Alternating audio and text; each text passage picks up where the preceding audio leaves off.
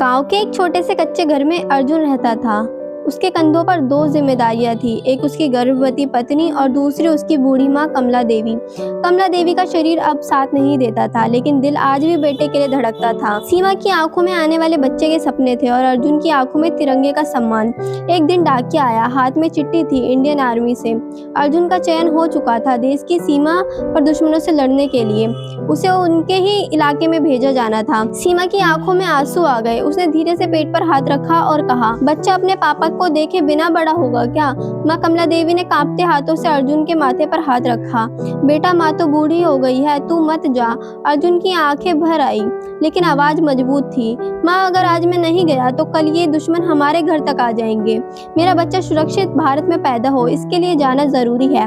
जाने से पहले उसने माँ के पैर छुए, सीमा के आंसू पोंछे और कहा, अगर मैं लौटूं ना तो मुझे एक वीर की तरह याद रखना।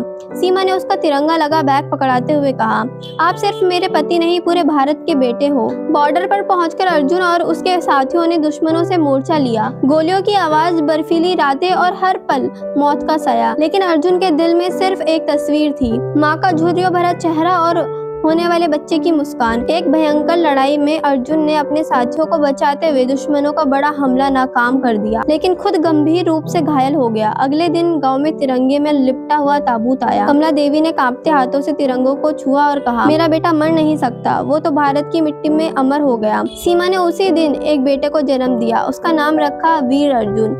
आज भी गाँव में लोग कहते हैं, वो सिर्फ एक बेटा, पति या पिता नहीं था, वो भारत माँ का वीर जवान बेटा था।